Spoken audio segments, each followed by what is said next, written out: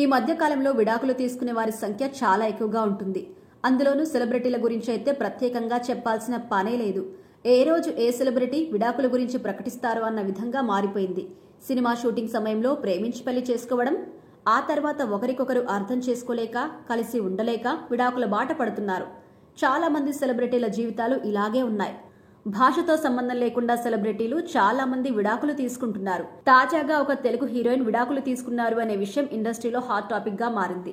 ఆ హీరోయిన్ మరెవరో కాదు, స్వాతి. తొలుత బుల్లితెర యాంకర్ గా స్వాతి కెరియర్ స్టార్ట్ చేసింది. కలర్స్ ప్రోగ్రాం ద్వారా స్వాతి ఫుల్ పాపులారిటీ సంపాదించుకుంది. ఈ ప్రోగ్రాం ద్వారా ఆమెకు దక్కిన గుర్తింపు వల్ల ఆమెకు కలర్ స్వాతి అనే పేరు కూడా వచ్చింది. ఈ ప్రోగ్రాం ద్వారా ఆమె తెలుగు ప్రేక్షకులకి బాగా దగ్గరైంది.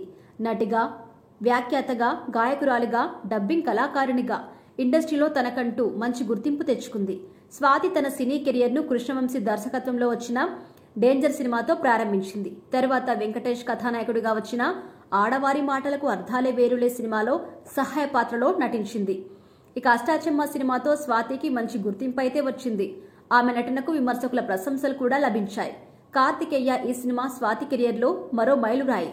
ఈ సినిమాలో ఆమె నటనకు ప్రేక్షకులు ఫిదా అయ్యారు. Jump Jilani, breakup, ladies and gentlemen, Chitrangada, Simha మొదలగు సినిమాలో స్వాతి నటించారు. ఇది ఇలా ఉంటే స్వాతి వ్యక్తిగత జీవితం గురించి అనేక వార్తలు వస్తున్నాయి. స్వాతి 2018లో వికాస్ వాసు అనే వ్యక్తిని వివాహం చేసుకున్నారు. ఆయన ఒక పైలట్. వీరి వివాహం చాలా గ్రాండ్ గా జరిగింది. పెళ్లి తర్వాత స్వాతి సినిమాలకు దూరంగా ఉంటూ కుటుంబాన్ని చూసుకుంటున్నారు. కానీ ఈ మధ్య కాలంలో స్వాతి గారి విడాకుల గురించి చాలా రూమర్స్ వస్తున్నాయి. సోషల్ మీడియాలో ఆమె తన భర్తతో ఉన్న ఫోటోస్ డిలీట్ చేయడంతో ఈ వార్తలు మరింత బలపడ్డాయి. ఇప్పటి వరకు స్వాతి లేదా ఆమె భర్త విడాకులపై ఎటువంటి అధికారిక ప్రకటన అయితే చేయలేదు.